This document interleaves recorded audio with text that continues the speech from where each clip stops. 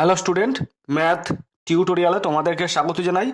আজকে আমি এই ভিডিওতে তোমাদের অষ্টম শ্রেণীর ভূগোলের যে 50 নম্বরের মডেল অ্যাক্টিভিটি টাস্ক দেওয়া হয়েছে, এই মডেল অ্যাক্টিভিটি টাস্কের প্রত্যেকটা প্রশ্নের একদম সঠিক উত্তর আলোচনা করব। তো এইখানে যতগুলো প্রশ্ন দেওয়া হয়েছে, ম্যাক্সিমাম প্রশ্ন তোমাদের পার্ট 4, পার্ট 5 আর পার্ট 6-এ ছিল। তোমরা নিশ্চয়ই জানো যে আমি পার্ট 4, তারপর পার্ট 5, তারপর পার্ট 6 যখন আলোচনা করেছিলাম, তখন তোমাদের বই থেকে কত নম্বর পেজে আছে সমস্তটাই দেখিয়ে দিয়েছিলাম। তো এইখানে যেহেতু 50 নম্বরের, তো আমি প্রত্যেকটা প্রশ্নের উত্তর তোমাদের বই থেকে দেখাতে পারবো না। যেগুলো খুবই দরকারি, যেগুলো তোমাদের বোঝানোর দরকার আছে, যেগুলো প্রায়ই ছাত্রছাত্রীরা ভুল করে, সেইগুলো তোমাদের আমি বই থেকে দেখিয়ে দেবো। তো চলো একে একে আমরা প্রশ্নগুলো আলোচনা করব।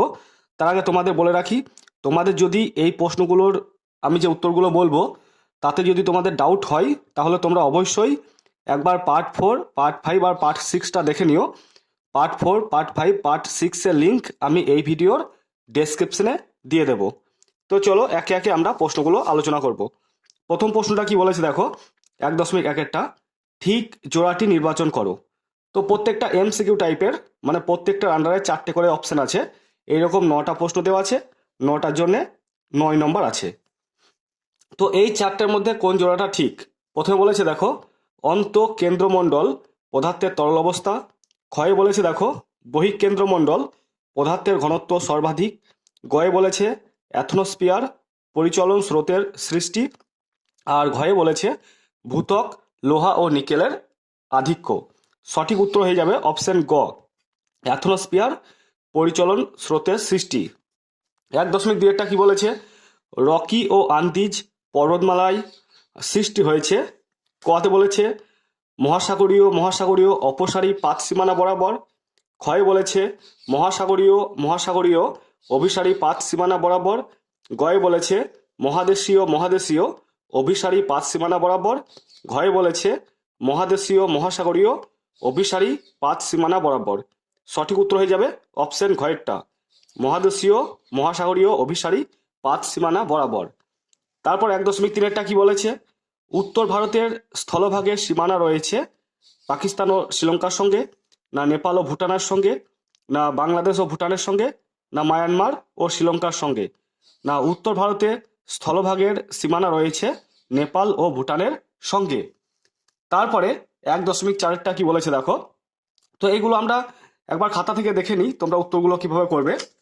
দেখো, উত্তরগুলো অবশ্যই তোমরা পুরো বাক্যে লিখবে, যেমনটা আমি করেছি। 1.1, ঠিক জোড়াটি হলো গ নম্বরে আছে অ্যাথনোস্ফিয়ার পরিচলন স্রোতের সৃষ্টি। 1.2, রকি ও আন্দিজ পর্বতমালার সৃষ্টি হয়েছে মহাসাগরীয় অভিসারী পাত সীমানা বরাবর। তো এটা ঘতে আছে, তোমরা এইভাবে ঘটা উল্লেখ করে দিতে পারো।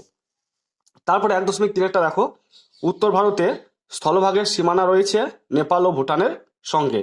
ওকে, এবার 1.4-টা কি বলেছে দেখো, কর্কটীয় উচ্চচাপ বলয় থেকে নিরক্ষীয় নিম্নচাপ বলয়ের দিকে প্রবাহিত নিয়ত বায়ু হলো দক্ষিণ পূর্ব আয়ন বায়ু, না উত্তর পূর্ব আয়ন বায়ু, না দক্ষিণ পশ্চিম পশ্চিমা বায়ু, না উত্তর পশ্চিম পশ্চিমা বায়ু।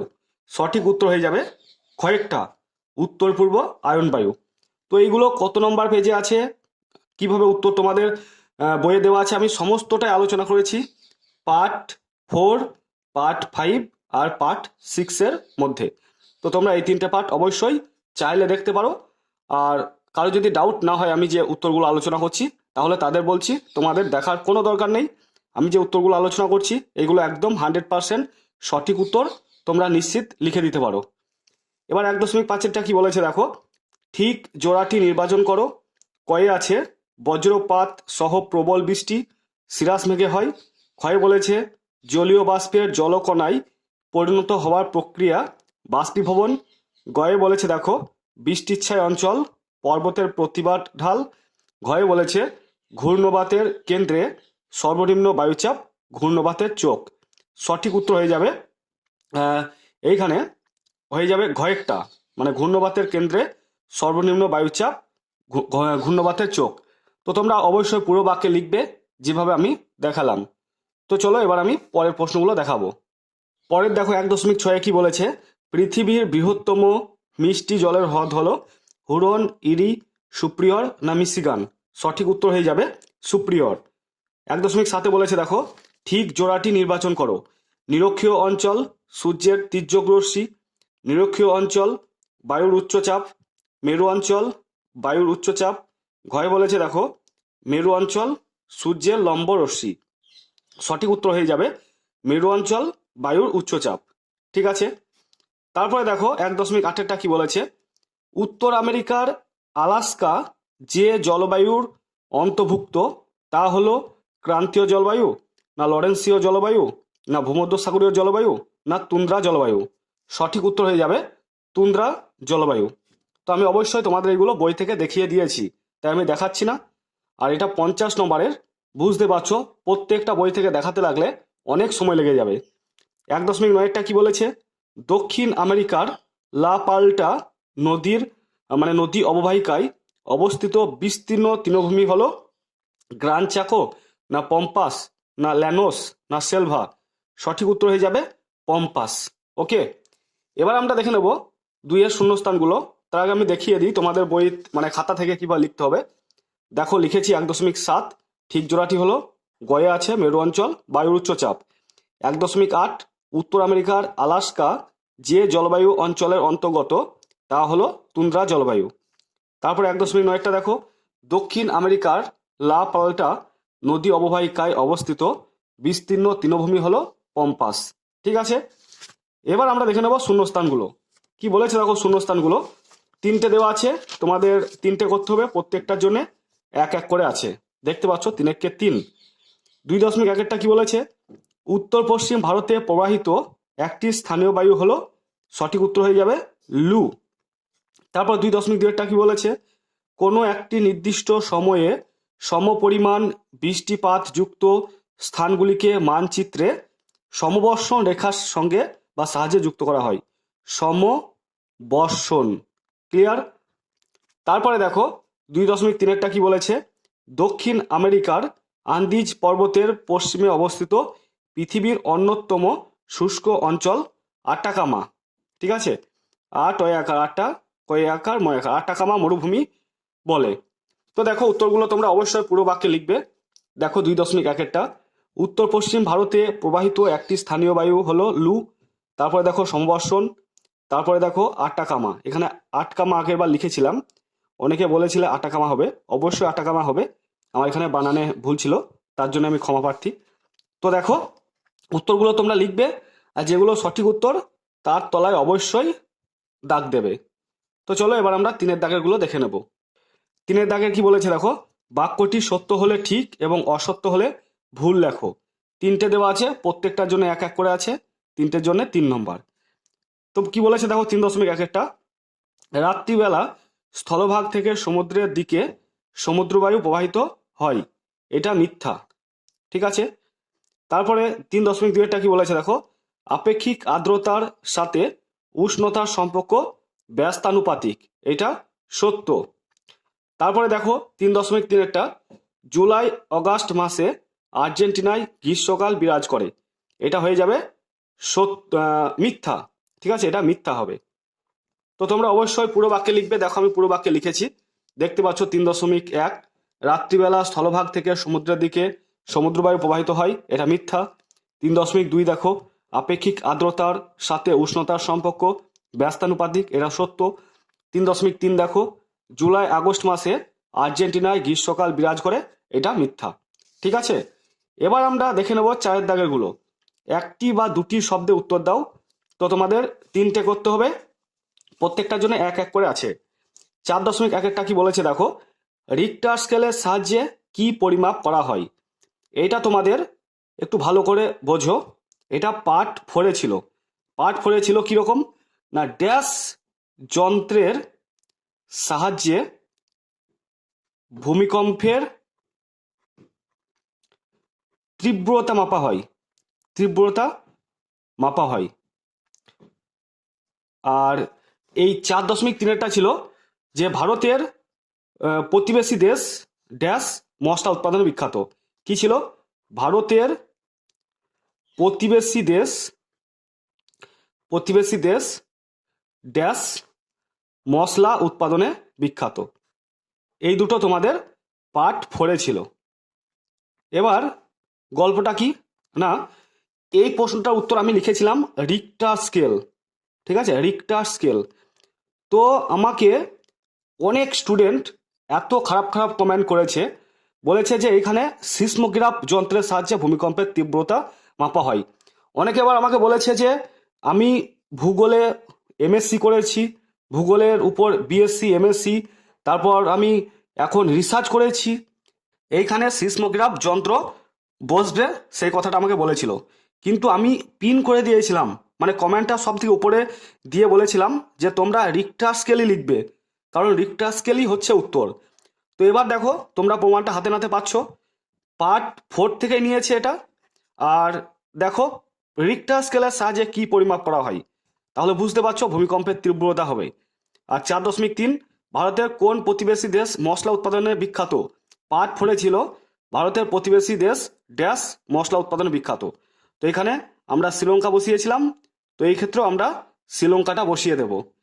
তো এটা কেন আমি রিক্টার স্কেল লিখলাম, আমি কিন্তু উত্তরগুলো তোমাদের বই থেকে লিখে সঠিকটা দেখানোর চেষ্টা করি। তো কেন রিক্টার স্কেল লিখেছি আমি তোমাদের একবার বই থেকে দেখিয়ে দিই, তখন আমি তোমাদের দেখাইনি। তো চলো তোমাদের বই থেকে আমি দেখিয়ে দিচ্ছি রিক্টার স্কেল কেন উত্তর হবে। দেখো এটা তোমাদের বইয়ের 15 নম্বর পাতা, 15। তো এই 15 নম্বর পাতায় দেখো এইখানে লেখা আছে ভূমিকম্পের পরিমাপ। এইখানে লেখা আছে দেখো, ভূমিকম্পের ক্ষয়ক্ষতি ও তীব্রতার মাত্রা পরিমাপ করা হয় রিক্টার স্কেলে।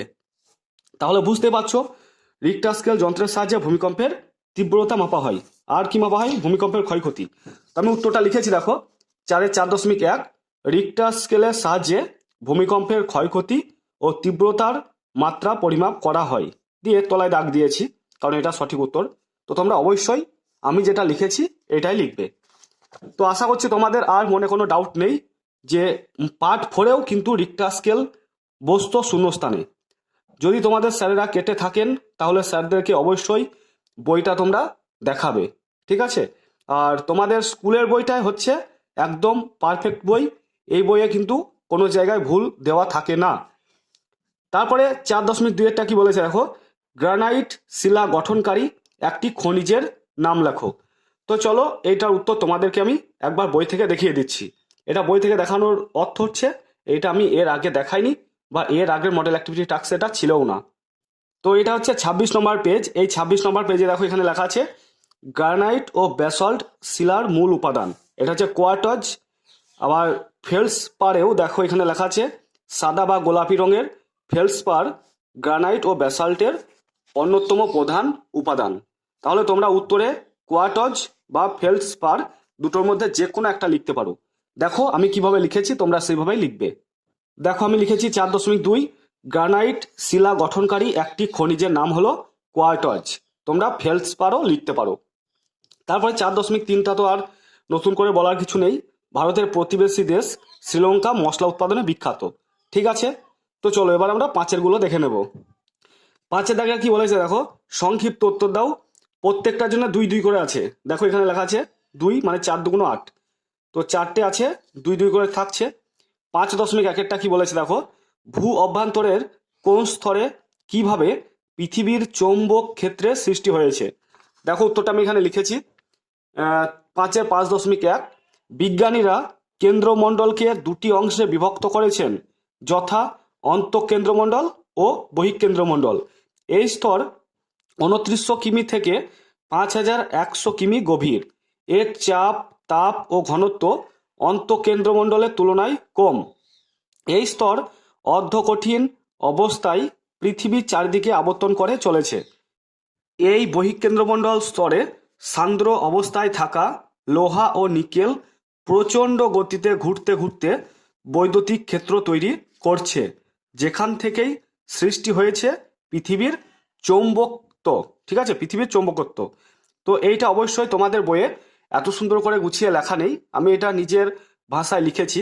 আগের মডেল অ্যাক্টিভিটি টাস্ক যখন আলোচনা করেছিলাম তখনও বলেছিলাম যে আমি নিজের ভাষায় লিখেছি। তো চলো এবার আমরা 5.2-টা দেখে নেব। এইটা কোনো মডেল অ্যাক্টিভিটি টাস্কে দেওয়া হয়নি। কি বলেছে, পাকিস্তানে জলসেচের সাহায্যে কিভাবে কৃষিকাজ করা হয়। তো আমি এটা অবশ্যই তোমাদের বই থেকে দেখাবো, যেহেতু আগের মডেল অ্যাক্টিভিটি টাস্কে ছিল না। দেখো এইটা তোমাদের বইয়ের ৭৭ নম্বর পেজ। এই ৭৭ নম্বর পেজে দেখো এখানে লেখা আছে পাকিস্তানের জলসেচ ও কৃষিকাজ। তোমরা অবশ্যই এইখান থেকে আরম্ভ করে এতটা লিখে দেবে। কি লিখবে?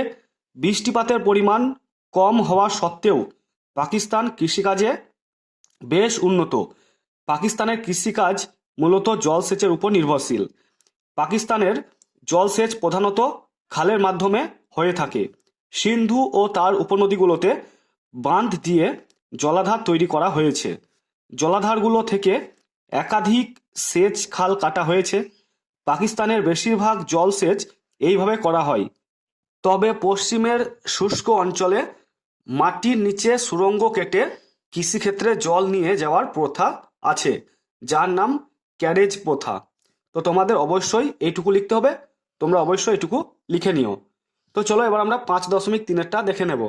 তো 5.3-টা কি বলেছে দেখো, উত্তর আমেরিকার পেইরি সমভূমি দুগ্ধ শিল্পে উন্নত কেন? তো চলো এটার উত্তর তোমাদের আমি বই থেকে দেখাচ্ছি। দেখো এটা হচ্ছে তোমাদের বইয়ের 87 নম্বর পেজ। তো তোমরা এই 87 নম্বর পেজের এইখান থেকে আরম্ভ করে এতটা পুরোটা লিখে দেবে। কি লিখবে? উত্তর আমেরিকা মহাদেশের মধ্যভাগের সমভূমি অঞ্চলের বিস্তীর্ণ এলাকা জুড়ে এই তৃণভূমির অবস্থান। এই তৃণভূমি বলতে পেইরি তৃণভূমির অবস্থান, সে কথাটা লিখবে। বসন্তকালে বরফ গলে যাওয়ায় এই তৃণভূমির বিস্তীর্ণ তৃণক্ষেত্রে হে, ক্লোভার, আলফালফা তৃণ ও ভুট্টা জন্মায়। তাই এই তৃণভূমি পশুচারণক্ষেত্র হিসাবে বিখ্যাত। পশুজাত দ্রব্য যেমন দুধ ও দুগ্ধজাত দ্রব্য সংরক্ষণের জন্য এখানে উন্নত মানের হিমাগার গড়ে উঠেছে। এই কারণে এই অঞ্চল দুগ্ধ শিল্পে উন্নত। তাহলে বুঝতে পারছো কেন পেইরি অঞ্চল দুগ্ধ শিল্পে উন্নত। তো তোমাদের অবশ্যই এখান থেকে এতটা লিখবে। আর একটা জিনিস খেয়াল রাখবে, এইখানে এর জায়গায় লিখবে পেইরি। এই তৃণভূমির অবস্থান লিখবে পেইরি তৃণভূমির অবস্থান। ঠিক আছে, এবার আমরা দেখে নেব 5.4-টা কি বলেছে দেখো, সব মেঘ থেকে বৃষ্টি হয় না কেন? তো চলো এইটার উত্তর আমি তোমাদেরকে দেখাচ্ছি। তো সব মেঘ থেকে বৃষ্টি হয় না কেন, তার উত্তরে তোমরা এইখান থেকে আরম্ভ করে এতটা লিখবে। কি লিখবে? সব মেঘ থেকে বৃষ্টিপাত হয় না, কারণ 1 নম্বর দিয়ে লিখবে মেঘের জলকণার ব্যাস 0.05 মিলিমিটারের বেশি না হলে জলকণাগুলি বৃষ্টিরূপে ঝরে পড়তে পারে না। 2 নম্বর দিয়ে লিখবে মেঘের মধ্যে ভাসমান জলকণাগুলি যতক্ষণ সংযুক্ত না হবে ততক্ষণ বৃষ্টি সৃষ্টি হতে পারবে না। 3 নম্বর দিয়ে লিখবে বায়ুমণ্ডলের আপেক্ষিক আর্দ্রতা 100% না হলে জলীয় বাষ্প ঘনীভূত হবে না, ফলে বৃষ্টিপাতও সৃষ্টি হবে না। তারপরে এই লাইনটা তোমাদের লেখার দরকার নেই। ঠিক আছে, তো চলো এবার আমরা 6-এর দাগেরগুলো দেখে নেব। কি বলেছে দেখো, নিচের প্রশ্নগুলির উত্তর দাও। তো 3টে আছে, প্রত্যেকটার জন্য দেখো 3-3 করে আছে। তো 3টের জন্য 3-3-কে 9 নম্বর আছে। প্রথমটা কি বলেছে, অভিসারী পাত সীমানাকে কেন বিনাশকারী পাত সীমানা বলা হয় তা উদাহরণ সহ ব্যাখ্যা করো। তো চলো এইটার উত্তর আমি তোমাদের টেক্সট বই থেকে দেখিয়ে দিচ্ছি। তো এইটা হচ্ছে তোমাদের বইয়ের 8 নম্বর পেজ। এই 8 নম্বর পেজে তোমাদের এইখান থেকে আরম্ভ করে এতটা লিখতে হবে। তো এইখানে উদাহরণও দেওয়া আছে, আর তোমাদের প্রশ্নে বলেছে উদাহরণের সাহায্যে উত্তরটা লিখতে। তো কিভাবে লিখবে আমি বলে দিচ্ছি, আমি যেভাবে বলবো সেভাবে তোমরা লিখবে। লিখবে অনেক সময় দুটো পাত পরস্পরের দিকে অগ্রসর হয় এবং পাতের সংঘর্ষ ঘটে। দুটো পাতের মধ্যে অপেক্ষাকৃত ভারী পাত হালকা পাতের নিচে প্রবেশ করে, এর ফলে নিমজ্জিত পাতটির গলন হয়, সমুদ্রখাত সৃষ্টি হয় ও ভূত্বকের বিনাশ ঘটে। এই অঞ্চলে প্রতিনিয়ত ভূমিকম্প ও অগ্ন্যুৎপাতের ঘটনা দেখা যায়। দুটো পরস্পরমুখী পাত সামুদ্রিক হলে তাদের উপরের পলি ভাঁজ খেয়ে দ্বীপ ও দ্বীপপুঞ্জ সৃষ্টি হয়।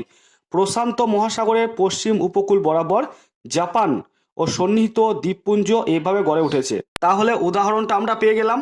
আবার দেখো, পাত দুটোর একটি সামুদ্রিক আর একটি মহাদেশীয় হলে মাঝের পলি ভাঁজ খেয়ে ভঙ্গিল পর্বতশ্রেণী সৃষ্টি করে। আমেরিকার পশ্চিম ভাগের রকি ও আন্দিজ পর্বতমালা এইভাবে সৃষ্টি হয়েছে। দেখো উদাহরণ পেয়ে যাচ্ছি আমরা। আবার পাত দুটো মহাদেশীয় হলে সংঘর্ষের ফলে মাঝের সংকীর্ণ সমুদ্রের পলি ভাঁজ খেয়ে ভঙ্গিল পর্বতের সৃষ্টি হয়। এইভাবে ইউরেশীয় ও ভারতীয় এই দুই মহাদেশীয় পাতের মাঝের টেথিস সাগরের পলি ভাঁজ খেয়ে হিমালয় পর্বতের সৃষ্টি হয়েছে। তাহলে উদাহরণগুলো পাচ্ছি। আবার কেন বিনাশকারী সেগুলো আমরা উপরে দেখে নিলাম। দিয়ে লিখবে এই ধরনের পরস্পরমুখী অভিসারী পাত সীমানাকে বিনাশকারী পাত সীমানা বলা হয়। তো লিখবে এই ধরনের পরস্পরমুখী অভিসারী কথাটা এখানে লিখে দেবে। অভিসারী পাত সীমানাকে বিনাশকারী পাত সীমানা বলে। ঠিক আছে, অভিসারীটা জাস্ট এই পরস্পরমুখী অভিসারী কথাটা এখানে লিখে দেবে। আশা করছি তোমরা বুঝতে পেরেছো। তো তোমরা নিশ্চিত এই উত্তরটা লিখে নাও। তো চলো এবার আমরা পরের প্রশ্নটা দেখে নেব। দেখো পরের 6.3 কি বলেছে, পম্পাস অঞ্চলকে দক্ষিণ আমেরিকার শস্য ভাণ্ডার বলা হয় কেন? দেখো উত্তরটা আমি তোমাদের বই থেকে একটু গুছিয়ে লিখেছি। 6.2 আমাজন অববাহিকায় সারা বছর প্রচুর বৃষ্টিপাত হয়। বার্ষিক গড় বৃষ্টিপাতের পরিমাণ 250 সেমি থেকে 300 সেমি, কোনো কোনো স্থানে প্রায় 1000 সেমিরও বেশি বৃষ্টিপাত হয়। এখানে ঘন চিরহরিৎ গাছের বনভূমি ক্রান্তীয় বৃষ্টি অরণ্য নামে পরিচিত। এখানকার গাছগুলোর পাতা বড়, শক্ত ও গাছগুলো ঘন সন্নিবিষ্ট হওয়ায় অরণ্যের তলদেশে আলো পৌঁছাতে পারে না। এছাড়াও এখানে প্রচুর পরিমাণে লতানো গাছ জন্মায়। সূর্যের আলো পৌঁছাতে না পারায় এই অরণ্যের তলদেশে স্যাঁতসেঁতে ও দুর্গম প্রকৃতির। ঠিক আছে, অবশ্যই তোমরা আমি যে উত্তরটা লিখেছি এটাই লিখে নেবে। তোমরা চাইলে অবশ্যই স্ক্রিনশট নিতে পারো। তো তোমরা স্ক্রিনশটটা নিয়ে নাও। তো চলো এবার আমরা পরের প্রশ্নটা দেখে নেব। পরের দেখো 6.3 কি বলেছে, পম্পাস অঞ্চলকে দক্ষিণ আমেরিকার শস্য ভাণ্ডার বলা হয় কেন? তো চলো এটার উত্তর আমি তোমাদের বই থেকে দেখাচ্ছি। তো এইটা হচ্ছে তোমাদের বইয়ের 106 নম্বর পেজ। এই 106 নম্বর পেজে দেখো এইখানে লেখা আছে যে পম্পাস অঞ্চল দক্ষিণ আমেরিকার শস্য ভাণ্ডার। তো কেন বলা হয় তোমরা অবশ্যই খাতার মধ্যে পয়েন্ট করবে। 6.3 দিয়ে লিখবে কৃষিকাজে দক্ষিণ আমেরিকার পম্পাস অঞ্চল বেশ উন্নত। এখানকার নদী গঠিত উর্বর পল্লীমৃত্তিকা, পরিমিত বৃষ্টিপাত কৃষিকাজের পক্ষে অনুকূল। এখানকার প্রধান কৃষিজ ফসল হলো গম। আর্জেন্টিনায় এত বেশি পরিমাণে গম উৎপন্ন হয় যে এই দেশ পৃথিবীর শ্রেষ্ঠ গম রপ্তানিকারক দেশে পরিণত হয়েছে।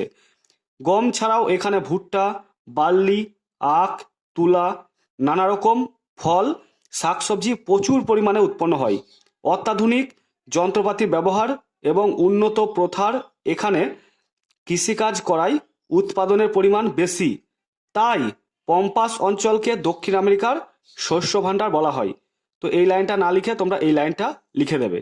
তো কেন দক্ষিণ আমেরিকার শস্য ভাণ্ডার বুঝতে পারছো, প্রচুর পরিমাণে গম উৎপন্ন হচ্ছে, এছাড়াও ভুট্টা, বার্লি, আখ, তুলা, নানা রকম ফল, শাকসবজি এগুলো প্রচুর পরিমাণে উৎপন্ন হচ্ছে কিন্তু। তো তোমরা অবশ্যই লিখে নেবে। তো চলো এবার আমরা পরের প্রশ্নটা দেখে নেব। পরের দেখো 7 প্রশ্নগুলো কি বলেছে। 7.1 বলেছে যে উদাহরণ সহ উৎপত্তি অনুসারে আগ্নেয় শিলার শ্রেণী বিভাগ করো। এটার জন্য দেখো 5 আছে। তো এখানে 3টে দেওয়া আছে, প্রত্যেকটার জন্য 5 করে আছে, মোট 15 নম্বর আছে। দেখো উত্তরটা আমি খাতার মধ্যে লিখেছি। এইভাবে তোমাদের বইয়ে দেওয়া নেই, আমি নিজের ভাষায় ছক করে করেছি। দেখো 7.1 উৎপত্তি অনুসারে আগ্নেয় শিলাকে দুভাগে ভাগ করা হয়, যথা নিঃসারী আগ্নেয় শিলা ও উদ্বেধী আগ্নেয় শিলা। এই উদ্বেধী আগ্নেয় শিলাকে আবার দুভাগে ভাগ করা হয়, যথা উপপাতালিক ও পাতালিক শিলা। তো আগ্নেয় শিলা সম্পর্কে আমরা দেখে নেব। তো আগ্নেয় শিলা দুটো ভাগ, নিঃসারী আগ্নেয় শিলা আর উদ্বেধী আগ্নেয় শিলা। তো এর উদাহরণ হচ্ছে ব্যাসল্ট, এর উদাহরণ হচ্ছে গ্রানাইট। তারপর এর আবার দুটো ভাগ, উপপাতালিক শিলা আর পাতালিক শিলা। তো এর উদাহরণ হচ্ছে দেখো ডোলেরাইট, আর এর উদাহরণ হচ্ছে গ্রানাইট। তো তোমরা অবশ্যই এতটুকুই লিখে নেবে। ঠিক আছে, বিশেষ কিছু তো বলেনি, বলেছে যে উদাহরণ সহ উৎপত্তি অনুসারে আগ্নেয় শিলা শ্রেণীবিভাগ করো। তো এটার জন্য 5 দিয়েছে। যদি বলতো যে উদাহরণ সহ উৎপত্তি অনুসারে আগ্নেয় শিলার শ্রেণীবিভাগ করে প্রত্যেকটা বিভাগের সংজ্ঞা লেখো, তাহলে তোমাদের কাকে বলে গুলো লিখতে হতো। তো এখানে সংজ্ঞা বা কাকে বলে কিছু লিখতে বলেনি। তো আমরা এইভাবেই খাতার মধ্যে কিন্তু ছকের মাধ্যমে করে দেখিয়ে দেবো। উদাহরণগুলো তো আমি দিয়েছি, আবার ভাগগুলো করে দিলাম। ঠিক আছে। এবার 7.2 কি বলেছে দেখো, বায়ুচাপ বলয়গুলির অবস্থান পরিবর্তন দুই গোলার্ধের 30 ডিগ্রি থেকে 40 ডিগ্রি অক্ষরেখার মাঝের স্থানগুলির জলবায়ুর উপর বিশেষ প্রভাব ফেলে। উপযুক্ত উদাহরণ সহ বিষয়টির ব্যাখ্যা করো। তো চলো এটার উত্তর আমি তোমাদের বই থেকে দেখিয়ে দিচ্ছি। তো দেখো এটা তোমাদের বইয়ের 38 নম্বর পেজ। এই 38 নম্বর পেজে দেখো এইখানে লেখা আছে বায়ুচাপগুলোর যে 30 ডিগ্রি থেকে 40 ডিগ্রি জলবায়ুর উপর বিশেষ প্রভাব ফেলে, তোমাদের এইটুকু তো লিখতে হবে। আর উদাহরণ সহ বলেছে, তো তোমাদের এইটুকু লিখতে হবে, আবার এইটুকু কিন্তু লিখতে হবে। তো দেখো এখানে লেখা আছে বায়ুচাপ বলয়গুলোর অবস্থান পরিবর্তন দুই গোলার্ধে 30 ডিগ্রি থেকে 40 ডিগ্রি অক্ষরেখার মাঝের স্থানগুলোর জলবায়ুর উপর বিশেষ প্রভাব ফেলে। এই অঞ্চলগুলো গ্রীষ্মকালে আয়ন বায়ু, আবার শীতকালে পশ্চিমা বায়ুর দ্বারা বিশেষভাবে প্রভাবিত হয়। এবার আমরা উদাহরণ সহ লিখব, এগুলো লিখব। সূর্যের উত্তরায়ণের সময় কর্কটীয় উচ্চচাপ বলয়টি উত্তর দিকে সরে যায়, ফলে গ্রীষ্মকালে স্থলভাগ থেকে আগত উত্তর পূর্ব আয়ন বায়ুর প্রভাবে ভূমধ্যসাগরের সন্নিহিত দেশগুলোতে বৃষ্টিপাত প্রায় হয় না। তারপর লিখব, আবার সূর্যের দক্ষিণায়নের সময় কর্কটীয় উচ্চচাপ বলয়টি দক্ষিণ দিকে সরে যাওয়ায় ভূমধ্যসাগরের উপকূলবর্তী অঞ্চলে দক্ষিণ পশ্চিম পশ্চিমা বায়ু দ্বারা প্রভাবিত হয়, ফলে শীতকালে এই অংশে জলভাগের উপর দিয়ে বয়ে আসা দক্ষিণ পশ্চিম পশ্চিমা বায়ুর প্রভাবে যথেষ্ট বৃষ্টিপাত হয়। তো তোমরা অবশ্যই উপরে এইটুকু লিখবে, তারপর এইটুকু লিখবে, তারপর এইটুকু লিখবে। তো এর জন্য তোমাদের 5 নম্বর কিন্তু দেওয়া হবে। তো চলো এবার আমরা পরের প্রশ্নটা দেখে নেব। পরের প্রশ্নটা কি বলেছে দেখো, 7.3 চিত্রসহ শৈলোৎক্ষেপ বৃষ্টিপাত সৃষ্টির প্রক্রিয়াটি বর্ণনা করো। তো চলো এটার উত্তর আমি তোমাদের বই থেকে দেখিয়ে দেব। তো এটা হচ্ছে তোমাদের বইয়ের 47 নম্বর পেজ। এই 47 নম্বর পেজে তোমাদের এইখান থেকে আরম্ভ করে এতটা লিখতে হবে, সেই সঙ্গে তোমাদের এই ছবিটা আঁকতে হবে। দেখো প্রথমে তোমরা পয়েন্ট করবে 7.3, তারপর লিখবে সমুদ্রের দিক থেকে আসা জলীয় বাষ্পযুক্ত আর্দ্র বায়ুর প্রবাহপথে আড়াআড়িভাবে কোনো পর্বত বা উচ্চভূমি অবস্থান করলে ওই বায়ু পর্বত বা উচ্চভূমিতে বাধা পেয়ে ওই পর্বত বা উচ্চভূমির ঢাল বেয়ে উপরের দিকে উঠে যায়। ঊর্ধ্বগামী এই বায়ু ক্রমশ প্রসারিত হয় ও ঠান্ডা হয়। আরও উপরে উঠলে এই বায়ু সম্পৃক্ত হয়ে পড়ে এবং ঘনীভূত হয়ে বৃষ্টিপাত ঘটায়। এই বৃষ্টি হলো শৈলোৎক্ষেপ বৃষ্টিপাত। পর্বতের যে ঢাল বরাবর বায়ু উপরের দিকে ওঠে ও বৃষ্টিপাত ঘটায় সেই ঢাল হলো প্রতিবাদ ঢাল, আর এর বিপরীতে যে ঢাল বরাবর বায়ু নিচের দিকে নামে সেই ঢাল হলো অনুবাদ ঢাল। তো এইটুকু লিখলে দিয়ে এই ছবিটা তোমরা এঁকে নেবে। তো এটা জলভাগ বোঝাবে, আর এইভাবে তোমরা পাহাড়ের অঞ্চল বোঝাবে। তো এই বাড়িগুলো আঁকার দরকার নেই, আর তোমরা যদি পারো তো এঁকে দেবে, কোনো অসুবিধা নেই। আমি একটু জুম করে দেখাচ্ছি, আবার তোমাদের বইয়েও আছে, তোমরা বইটা দেখে নাও। তো এইভাবে তীরচিহ্ন দিয়ে বোঝাবে। এইটা বায়ুটা আসছে, এটা হচ্ছে প্রতিবাদ ঢাল। এই বায়ুটা পর্বতে বাধাপ্রাপ্ত হয়ে বৃষ্টিপাত ঘটাচ্ছে এইদিকে, আর এইদিকে বলা হয় অনুপাত ঢাল। আর এইভাবে যেগুলো দেওয়া আছে অবশ্যই এগুলো দেবে। আর মেঘের ছবিটা তো আঁকবেই, জল পড়ছে সেই ছবিটা বোঝাবে। ঠিক আছে, কেউ চাইলে এইখান থেকে এতটাও লিখে দিতে পারো, তো এটা লেখার দরকার নেই। তোমরা এইখান থেকে আরম্ভ করে এতটা লিখে দিলেও হবে, দিয়ে ছবিটা এঁকে দিলেও হবে। আর কেউ যদি ভাবো আমি আরও একটু লিখবো, তাহলে এইটুকু লিখে দিতে পারো। ঠিক আছে, তো বন্ধুরা আশা করছি তোমরা প্রত্যেকটা প্রশ্নের একদম সঠিক উত্তর পেয়ে গেছো। তো ভিডিওটা তোমাদের নিশ্চয়ই ভালো লেগেছে, আর ভিডিওটা ভালো লেগে থাকলে অবশ্যই ভিডিওটাকে লাইক করো, আর চ্যানেলটাতে নতুন এসে থাকলে অবশ্যই চ্যানেলটাকে সাবস্ক্রাইব করে দিয়ে পাশে থাকা বেল আইকনটিকে ক্লিক করে রেখো। তো তোমরা সবাই ভালো থাকো, সুস্থ থেকো। Thank you.